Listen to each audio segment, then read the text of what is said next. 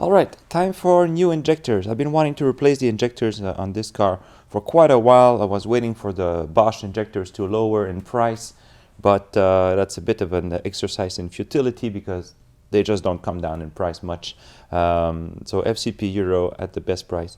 So I just bit the bullet and got them. So yeah, I need to remove all this intake stuff, get the fuel injection wiring out of the way. Change the injectors should be simple, so let's go ahead and start with that. 10 millimeter nut here for the air cleaner, 6 millimeter for these clamps. Remove the box. There you go. Okay, time to remove the airflow meter. There's a connector here.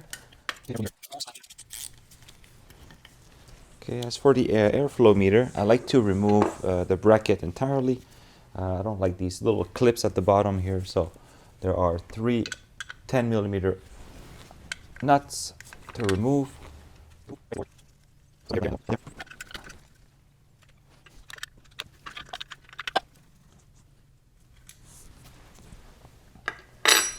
Okay, the airflow meter comes out like this. Now for the idle air control valve, it's a 10 millimeter to secure it in place.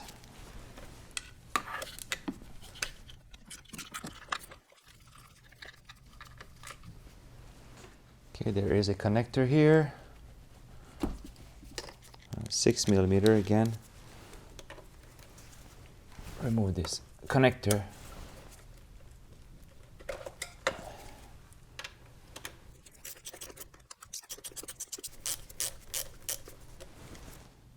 Okay, disconnect the idle air control valve from the boot.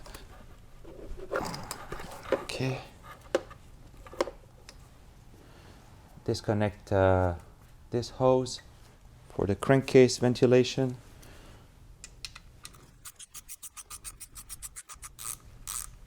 Okay, disconnect the vacuum line at the bottom here. Okay. Don't forget to reconnect it, that's important.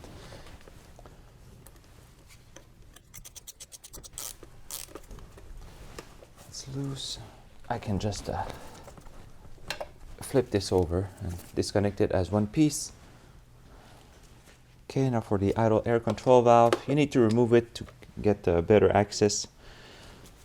So there is a clamp here.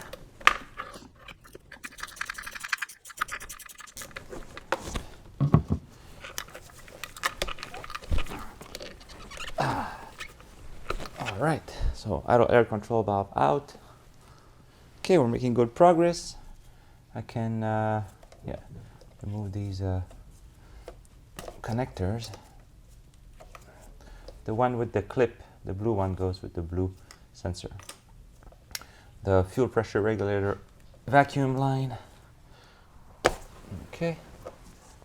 So now we can remove these caps to move this wiring loom out of the way.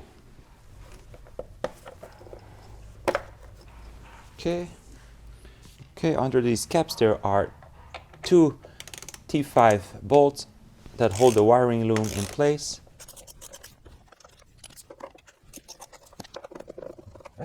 The bolts can stay in the holes, it doesn't matter.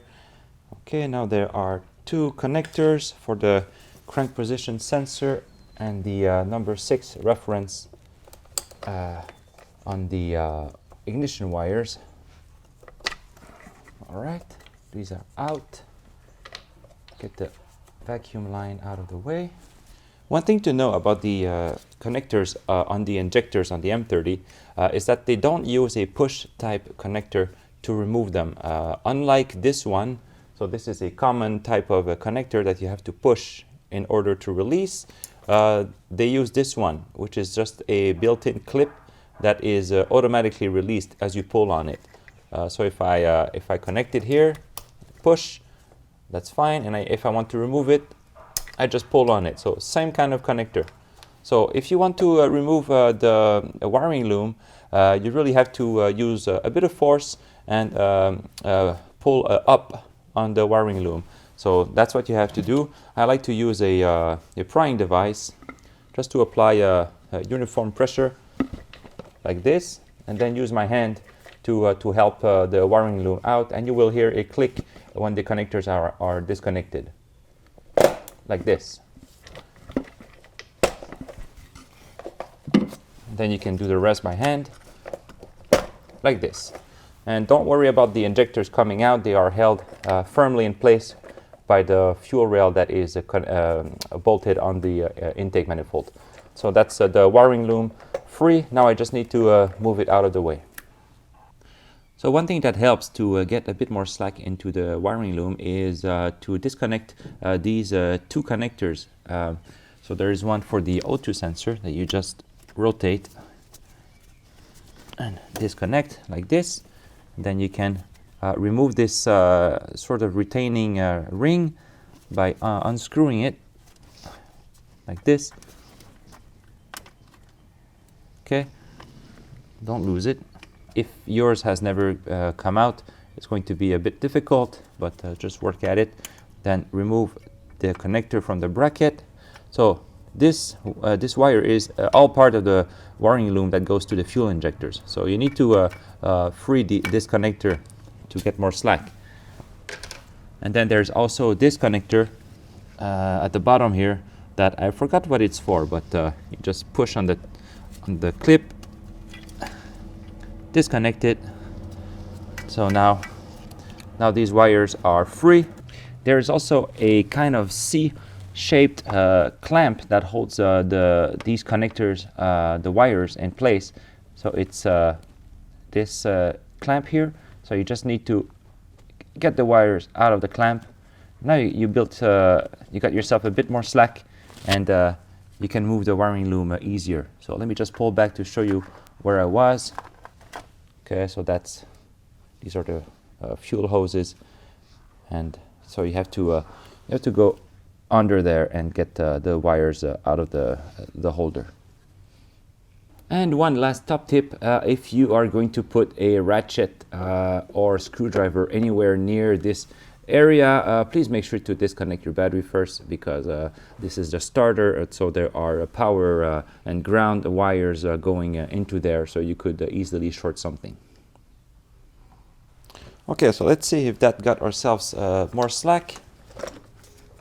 I need to pull on the loom at the bottom here.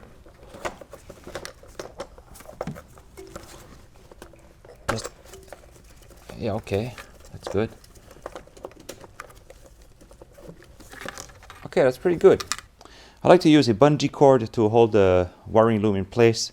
This time I used this sort of a hole in this metal bracket and the base of the wiper arm, just to hold everything in place. So these are the connectors to the injectors under the wiring loom. These are notorious to be a bit fiddly. They can break, and so as you can see, the little spring clip thing likes to come out of the groove. So just make sure they're all good and ready to snap back in place. They can be replaced if ever you break one. They are available. I think they are called EV1 connectors. So these are the injectors. Before removing the fuel rail, you have to remove these three bolts. There are 3, 1, 2, and third one is over there. And then the fuel rail will be free. And of course, it wouldn't be a proper engine bay job if my 10mm didn't drop somewhere. So yeah, I need to get it back now. Not fun. Okay, after retrieving my 10mm socket using a trusty coat hanger, I will now release some pressure from the fuel system. I've got a paper towel at the bottom here. I will undo this 5mm clamp. All right, it's loose. Now I'll just wrap a paper towel around the fuel hose, because there will be some pressure. Not that much though, because the car sat overnight, so there isn't much pressure in the system to begin with. So there was a bit of pressure, not a whole lot. Sometimes I will start the car and remove the relay to the fuel pump to relieve pressure if I use the car not long ago. But if it's sat overnight, I don't mind just removing the feed hose. Set the hose aside. Okay, that's good. There will still be fuel in the injectors, of course, but this will remove at least the pressure. So now for the fuel rail to move around, I need to remove this metal bracket that holds both metal fuel lines. So this is a 10 millimeter bolt at the bottom here that you need to undo. Okay, this is the lower bracket. And now the lines are free to move. I will leave a paper towel here just in case, and then move on to the fuel rail. Okay, now that the fuel rail is free, I will pop out the injectors from the intake manifold. There you go. There shouldn't be any fuel because the injectors are closed. Okay, and there are clips holding the injectors to the fuel rail. So you just pop off the clip. You can do it by hand, like this. So this is the clip. Just pop it off, and then the injector is free to slide out of the fuel rail. So I like to put paper towel, of course, and then so like so. So this is the first injector. These are the old injectors. These are the new ones. Right away you can see that the new ones are much slimmer. They are a plastic body also. These are metal, much heavier. And these have 4 holes for the spray pattern. Okay, and the old ones had 3 or maybe just 1 with a kind of cap. I'm not sure exactly, but apparently these spray much better, and they have a better atomization of the fuel, and the connector is the same. So EV1 connector. Okay, so I will oil the O-rings with fresh oil and then install these new injectors. Okay, the O-rings are oiled, and we'll now install the new injector in the fuel rail. Nice, that's a nice pop. Now I need to reuse the clips and install it at the top.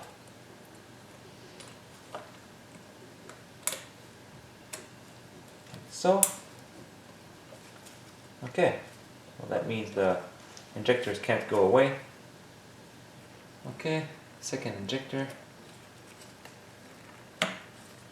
Nice. Clip.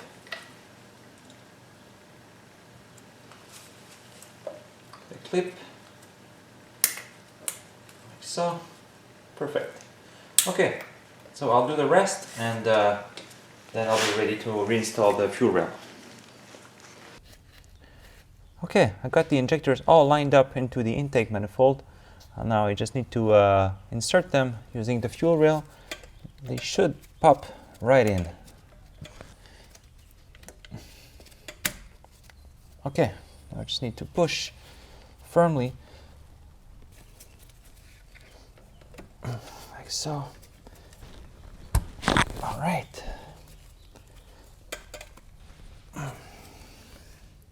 Okay, I think they're all in. By the way, when reinstalling the bolts that hold the fuel rail in place, you have to be careful because it's really easy to cross-thread them and force the bolt because of the angle of the fuel rail it really has to be right for the bolt to thread correctly. So instead of forcing it, just tweak the fuel rail, push it forward and back, up and down until you find the correct position for the bolt. Same thing for the the one at the back there. So just a tip to be careful with these bolts. To reinstall the wiring loom, the connectors onto the injectors, I highly recommend removing the cover on the wiring loom so that you can actually push onto the connector itself. If you push just here, the connector might pop inside the casing like it happened on the 6th connector over here for me. And then you have to remove the cover anyway and then push firmly in place. So yeah, just do it once, do it right, and it takes a bit more time, but it's better doing it like this than reinstalling everything and realizing that one of your injectors is not connected properly. Also, it's much easier to remove these tabs when the wiring loom is floating like this over the engine.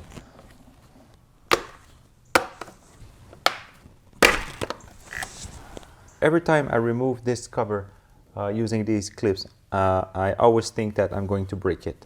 It's kind of nerve-wracking every time you pop one clip. Anyway, so the connectors are here. You can see the sort of rubber mounting over here. I hope you can see it correctly. So these rubber mounts are holding the connectors. So you want to align the wiring loom over the injectors, making sure that the injectors are rotated correctly, you know, straight. And now is a good time to make sure that your hose over here is routed correctly. This connector as well. And then you want to align the connectors to the injectors. All the connectors are positioned correctly over the injectors. Yes, seems like it. Okay, so now I'll try pushing firmly to snap them in place.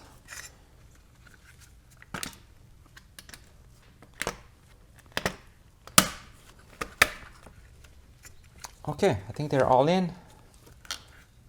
Oh yeah, they're all in there securely. Now I can put the cover back on and carry on with reinstalling everything else. Okay, so everything is reinstalled. I reinstalled my original airflow meter. The one I had was from a E32 535i, just for testing. So yeah, now I just need to reinstall the hoses to the brake booster, you know, between the intake manifold and brake booster, and then I'll start the car, go for a test drive. This is the old brake booster hose, so it's a check valve with a vacuum. So this part goes to the intake manifold, and this one goes to the brake booster. And there is a grommet here at the booster. There's also a elbow connector. So I will transfer the elbow. Also transfer this a little rubber thingy cap to cap the hole here. It's not used on the 735, and I bought new vacuum hose from BMW. Very expensive for what it is, but I wanted the OEM look. I got a new check valve, and instead of using this type of clamp, which is a one-time Oetiker clamp, instead I will go with these Norma clamps made in Germany. I believe they are the same ones that you buy from BMW, except they don't have the BMW logo on them. And I like that they have these rolled edges. Very nice clamps, very heavy duty. So I got the 12 to 20 millimeter clamps, and this hose is 19 millimeter. So it's going to be a nice tight fit. And it won't look genuine and original, but I want to use this clamp in case I have to service the brake booster in the future. So yeah. Okay, so new vacuum hoses installed on the brake booster. I have to admit that the clamps are a bit bulky. They're not as slim and streamlined as the Oetiker clamps. So I'll see. I still have plenty of hoses left, and I might redo them later with real clamps. if you know, if the bulky clamps bug me, but you know, I still try to make them parallel and decently oriented, but yeah, not the best, but it'll work. At least I have all new vacuum hoses in my engine bay, so that was the last piece of the puzzle. So yeah, time to start it up and go for a drive.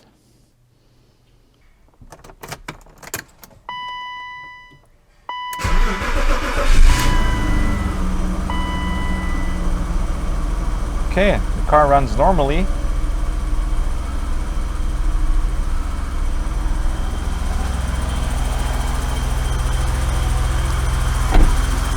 Huh. The injectors are a bit louder.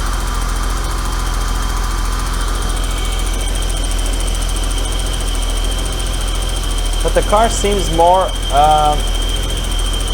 how can I say, the engine seems smoother with the new injectors. There is a bit of idle hesitation, but the RPM is more stable than it was before. So that's nice.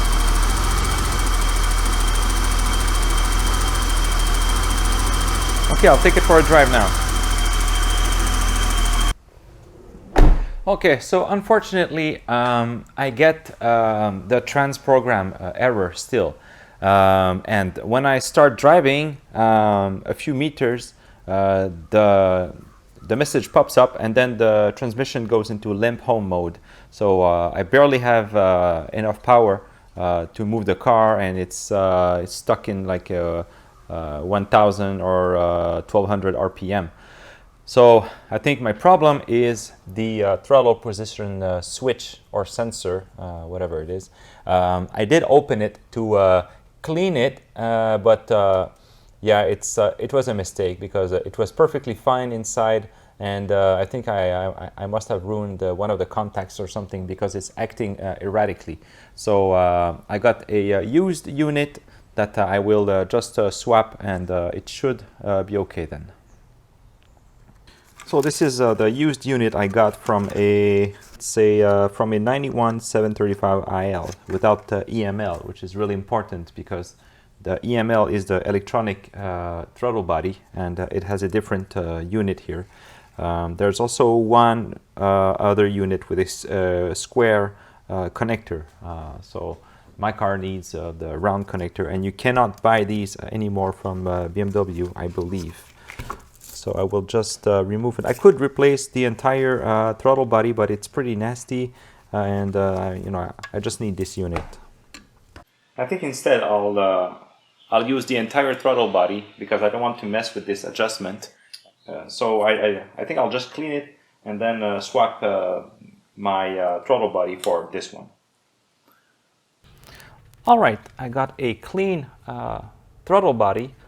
This is a used one, not perfect, but better than it was. So now I will remove the old one. Old throttle body out. In goes the new to me throttle body. Okay, slips right in. Okay, new throttle body installed, everything else connected. But of course, la pièce de résistance, this cover here, most cars with the M30 are missing this cover over the throttle body. I'm not sure why, but yeah, I like it. It kind of finishes everything nicely. It's held in place with an 8mm nut bolt, like this. And there's even a small cover for it. All right, perfect. Yes, I also changed all the fuses in the engine bay. Yeah, even the spare ones. You never know. So now I'll get you know, maximum reliability, and I know that all the accessories will work. The fuses under the back seat are also all new, as well as the two main relays of the car. The white DME relay for the computer and the green relay for the fuel pump over here. It replaces the original orange relay. So yeah, the point is to get the maximum reliability of the car, you know, as far as electronics, fuses, and relays go. So with these last things done, I think I can start the car and go for a well-deserved test drive.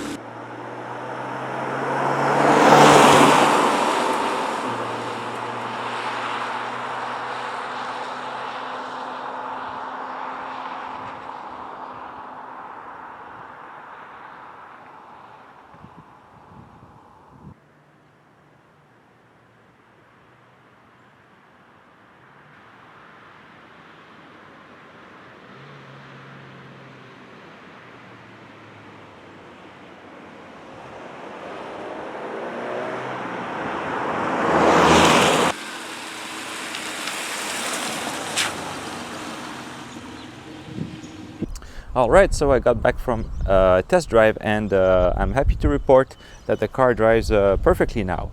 So the trans program issue was really because I messed with the throttle position sensor or switch, never sure how it's called. So yeah, don't mess with stuff that you have no business opening, is what I would say. But you know, live and learn. I wanted to fix my hunting idle, so I tried to see if the switch was damaged, but yeah, I actually damaged it by opening it. Anyway, so yeah, the car drives great. The oil level is perfect. The brakes are good because you know, I got new brake booster hoses, so that's fine. So this year I want to first of all wash the car, because I haven't washed it in a really long time, and I got this trim that I want to finish restoring the chrome. I need to do this one as well, do the center link, the front sway bar bushings, sway bar links, stuff like that, the brakes, and maybe the exhaust, depending on budget. And I also want to do some body work. I got this ding that has been bothering me for a long time, but yeah, I wanted to take care of all the mechanical stuff first. It's still not done, but you know, I feel that the engine is in good enough state now that I can take care of stuff like that. So yeah, thanks for watching. It was a long video. I thought I would bring you along to show what I did to get the car back on the road for 2021. So yeah, thanks for watching, and please stick around for my other videos. Also, thank you for subscribing, and I'll see you in my next video. Thanks for watching.